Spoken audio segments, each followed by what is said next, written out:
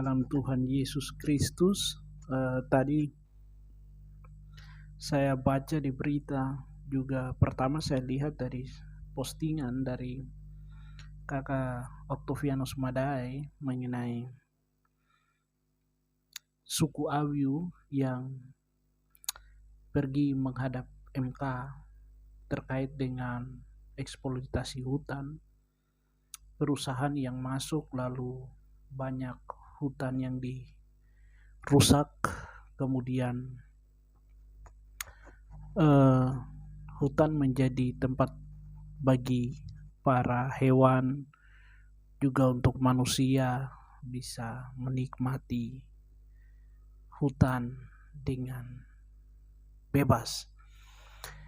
Tapi ketika perusahaan masuk dan merusak semuanya dan hutan menjadi hancur dan banyak tercemar, air tercemar, gersang dan yang lain, hutan diganti dengan perkebunan kelapa sawit. Masalah mengenai penjualan tanah di Papua untuk perusahaan ini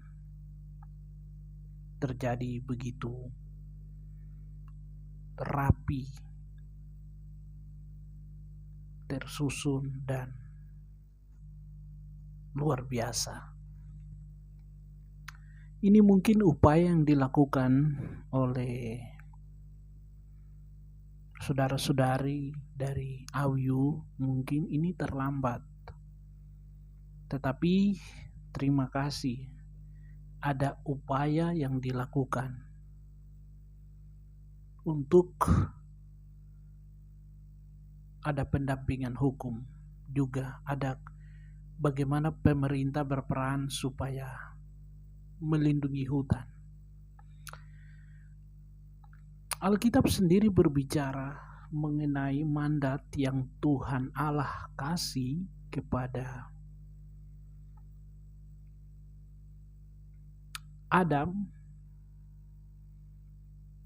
Tuhan bilang, usahakanlah tanah. Usahakan. Tuhan tidak bilang juallah tanah, tapi usahakanlah tanah. Dan semua pohon-pohon, semua tanaman, buah-buahan ini akan menjadi makananmu. Dan Tuhan bilang apa lagi? Taklukkanlah itu. Ini Tuhan kasih mandat kepada Adam untuk bertanggung jawab atas semua ciptaan yang sudah Tuhan ciptakan ini dan memuliakan Allah. Kemudian Tuhan memilih satu bangsa melalui Abraham. Tuhan membentuk bangsa Israel dan Tuhan kasih mereka tanah perjanjian, Kanaan. Ketika Musa mati, Yosua memimpin bangsa ini masuk ke dalam tanah perjanjian. Di sana ada orang, bukan tidak ada orang, bukan lahan kosong, ada orang. Yang harus mereka lakukan adalah menghalau bangsa-bangsa yang ada di tanah itu, menghalau mereka dan mereka menempati tanah yang sudah Tuhan janjikan kepada mereka. Lalu Yosua membagi tanah-tanah itu sesuai dengan jumlah suku. Suku Dan punya sendiri, suku Benyamin punya sendiri, Efraim punya sendiri, dengan semua suku Yosua bagi semuanya, kecuali suku Lewi. Suku Lewi tidak mendapatkan tanah karena mereka mendapatkan jabatan khusus, yaitu melayani Tuhan, melayani Allah di dalam kemah suci. Setiap suku itu punya tanah masing-masing, Tuhan sudah bagi melalui Yosua.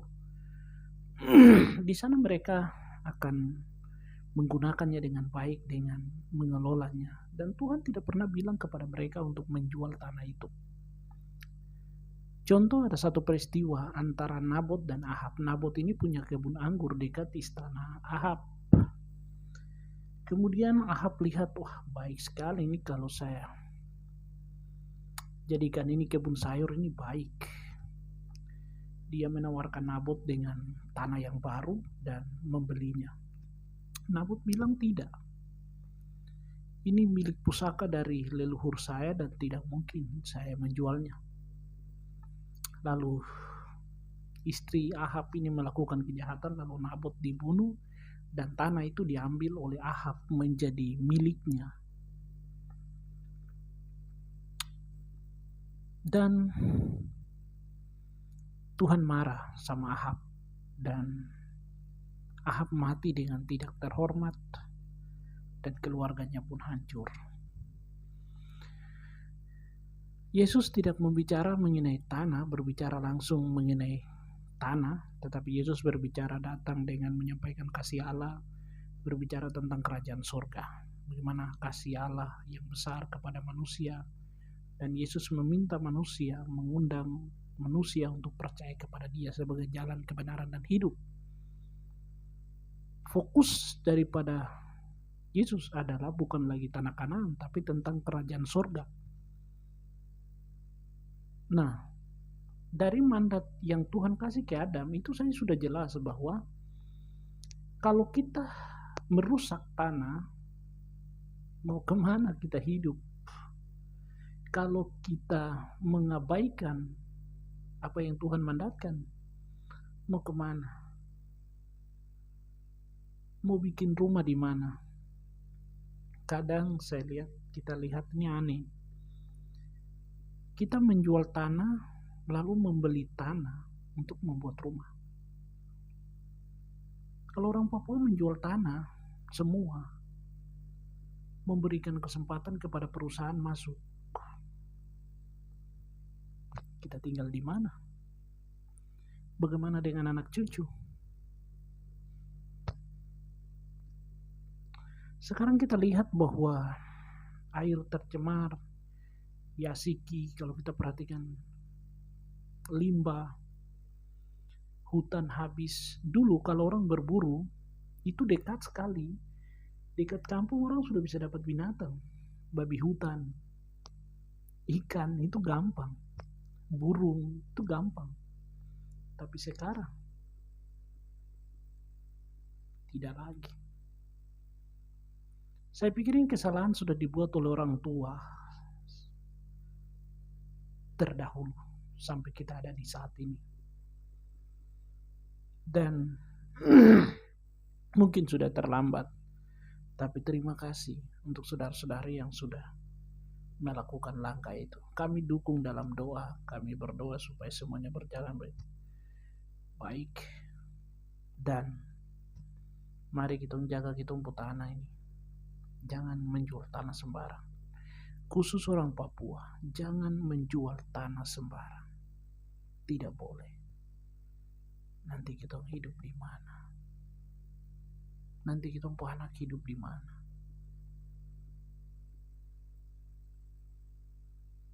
Apakah kita akan menjual tanah dan membeli tanah? Berarti kita tidak bertanggung jawab dengan apa yang Tuhan mandatkan kepada kita orang Papua. Kita bilang kita cinta tanah ini, tapi kenapa kita merusaknya dengan tanda tangan? Juga pesan untuk kakak-kakak yang diangkat jadi DPR, jadi bupati. Bekerjalah dengan baik untuk tanah ini.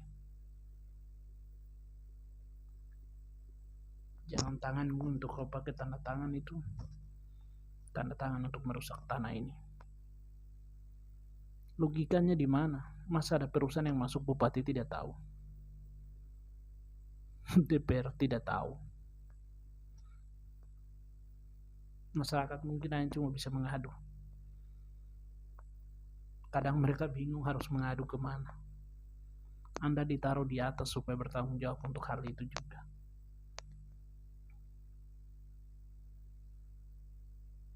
Dan kita semua cinta tanah ini. Tuhan kasih kita tanah Papua dengan kebiasaan suku Kombai dengan dia punya budaya sendiri. Awi, Mandobo, Biak, Wamena dengan kebiasaannya sendiri-sendiri. Mari kita jaga tanah ini dengan baik. Tuhan memberkati.